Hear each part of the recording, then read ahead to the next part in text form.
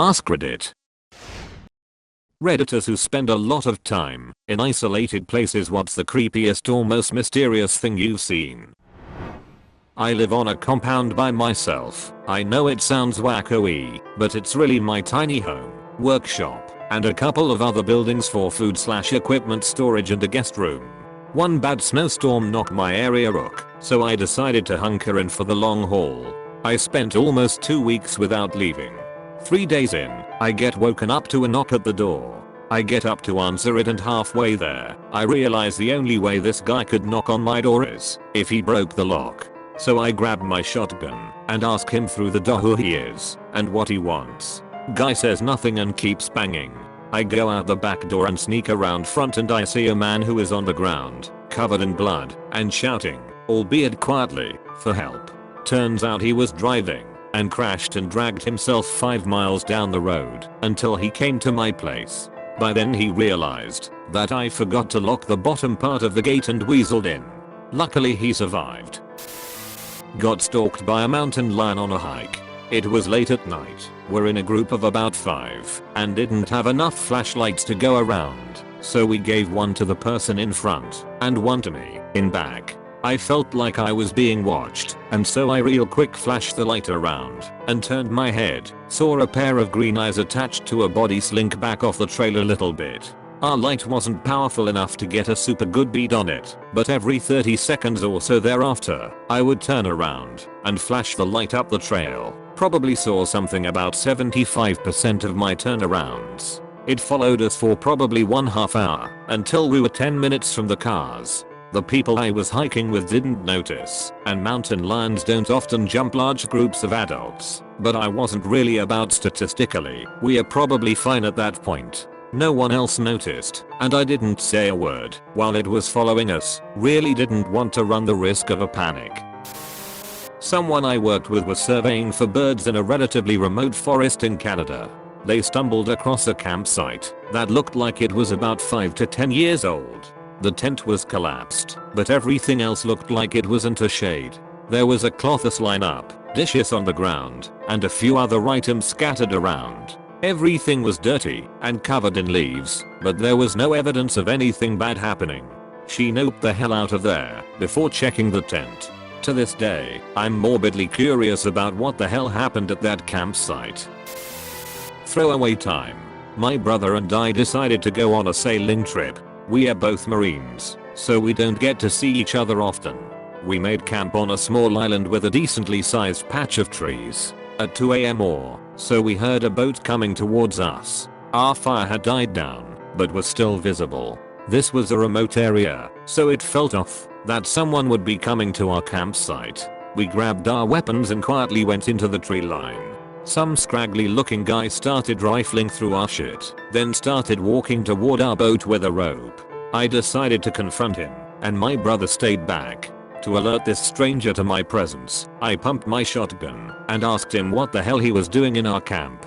Before this guy could say anything, I heard another guy in the darkness beyond the fire scream for me to drop my gun or he would kill me. Before I could react, my brother opened fire on the second guy, and I shot the first guy. I retreated back to the tree line, and my brother asked if I was good. I told him I was alright. We did a perimeter sweep, gathered our shit, and destroyed/sank their boat. When we got back to shore, we contacted the state police and told them what happened. They detained us until our story could be cleared, then released us. So glad we decided to go together, or there's a good chance one of us could have been killed. Happened in high school. I was at a summer camp that separated boys from the girls. We would normally sleep in separate cabins. However, this being a nice night, our counselors decided it would be nice to camp outside. Being overly owned high schoolers given new freedom of the outdoors, we decided to separate from our supervision and beeline for the girls' campsite. Upon successfully reaching their site and being dumbfounded at what to do, we decided that throwing miscellaneous items into the fire, creating subsequent explosions, would be a good icebreaker. Unfortunately, due to our brilliance, we were quickly brought back to our camp and separated from the girls. Not being discouraged, we decided to regroup and try again. As we began to leave for their site again, we heard an extremely loud bang, as if from a high caliber rifle. The sound was followed by another bang, followed by silence. We all became paralyzed, unsure what to do. Was it from the girl's sight? We were too afraid to find out. We could see a flashlight in the distance mulling around the area. I only remember lying quietly, barely able to sleep, joking with fellow campers who would get shot first if that bang was indeed from a gun. The next morning we woke up, alive and very confused to what had happened. I actually only found out what had happened when I got home from camp. A man had shot his ex at a house right by the campsite we were staying that night. What stood out to me the most, other than aforementioned, was an interview with a neighbor who didn't call the police right away because she figured the sound was from some stupid kids blowing up things at a campsite. Some friends and I would take my truck up in the mountains during the winter time and tow someone on a tube across the snow. We'd drop the tailgate in my old long bed Ford and a few guys would sit in the back with one of those bazillion candlelight spotlights. When I was driving, it'd be fun to make really wide turns in the dark, so the person on the tube didn't have the luxury of headlights or taillights to somewhat illuminate their trail. The person in the bed of the truck with the spotlight would be funny and shine the light clear off to the side, so it was pitch black if you were on the tube. One particular winter night a snowstorm was rolling in, so we headed up to the usual spot, and it was dark that night. A friend was on the tube. I was driving, watching my mirrors as I'd swing him wide enough he had little light to see anything. The guy with the spotlight shined the light clear to the side of the truck, and as I checked my mirror and I made eye contact with a guy dressed in jeans, a red plaid shirt, and a blaze orange ball cap. As we made eye contact I lost all control of my body for probably only 5 seconds, but it felt like an eternity. I stopped the truck and turned it around and asked the guys if they saw him. They all said no, so I flipped the truck around and turned on the high beams and they shined the spotlight all over. I got out and looked for footprints in the fresh snow and saw nothing. That night we went back home and I told my dad about the weird experience and he didn't think anything of it. A week later on the news the police reported finding a body in the area close to where we were and asked for any tips. My old man convinced me to call the police and tell them we were up in the area and saw that guy. I called and the police said they'd send an investigator over. He came over to the house. I recalled the same experience, saying it happened 7 days earlier. As soon as I said that, the investigator asked me, "You are sure on your date?" Which I was positive, and he showed me a picture of the body they found wearing the same red plaid shirt and blaze orange ball cap. He informed me the body had been on the mountain for at least 1 month, so I must have just seen something. Turns out it was a man who suffered from some mental handicaps and committed suicide on the mountain 1 month prior to when I saw him. I was by myself, working on a railroad track in a swamp in Georgia in the middle of the night. I heard some grunting in the woods, so I froze up. Then a fucking pig the size of a Volkswagen came running out of the woods in my direction. It ran right past me, and I hightailed it to my truck. Called it a night after that. The thing that gets me sometimes is the sounds. Sometimes you'll just hear some animal, and it sounds like nothing you've ever heard before, and you can't imagine it being anything like any animal you've ever even heard of.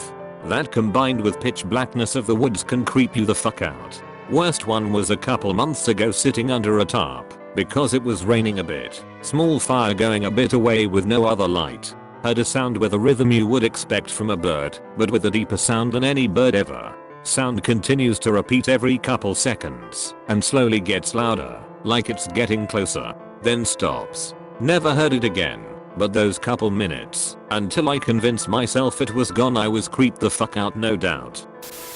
So this happened 3 years ago, when I was living with my parents in Meteets, Wyoming. Super small and secluded. It was Halloween and my parents decorated the house and we expected about 3 to 4 kids to show up, as the house is about a mile from a subdivision and parents usually drive their kids. At 8 I took in the chair with candy, because I figured no one else would be coming around. I'm in the basement, where there are no windows and very little sound can get out, and it's about 11. All the lights upstairs are shut off, because I'm going to bed. I hear a knock at the side door, which no one ever knocks at. I go upstairs and the floodlight, which usually turns on automatically, wasn't on.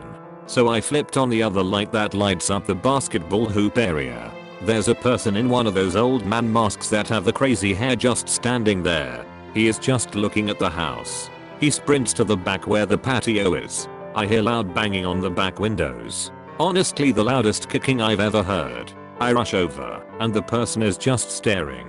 Then he runs away, and I don't hear anything for 5 minutes or so. Then I start hearing the knob to the main door being forcefully jiggled back and forth. I ran upstairs to the bedroom and went to the crawl space in the attic. I immediately dialed 911. This was the first time I ever dialed 911, so I don't know what I was expecting, but the operator didn't seem to be very shocked or wanting to send out a car very quickly. I remember repeating my address like 12 times and the lady kept saying, "Calm down, sir. She wants me to stay on the line." But I'm afraid if the guy got in he would know where I was because of my voice. I hang up and I can hear the knob being slammed like he had a hammer or something. I'm having a full-on panic attack and I'm wheezing trying to get air. Then I hear the side door, original door, being kicked super hard. At this point I'm shaking so bad the dust from the floorboards is flying up in the air. I hear a window smash and I immediately know he's going to get in. I hold my breath, which makes the wheezing worse. I'm going to die. I'm listening to hear footsteps or anything. Nothing. The actual amount of time I spent up there was around 16 minutes. I swear it was an hour. An officer showed up and pounded on the door. I ran downstairs and flipped open the door. I told him everything as well as the backup sheriffs that got there. They all kept saying a friend was probably just trying to scare me. I had no friends in Wyoming. None. They looked around the house and wrote down some shit, but nothing really happened. They left and I drove behind them to Cody, Wyoming and got a hotel room. I still can't sleep without all the lights on and a .45 on my dresser.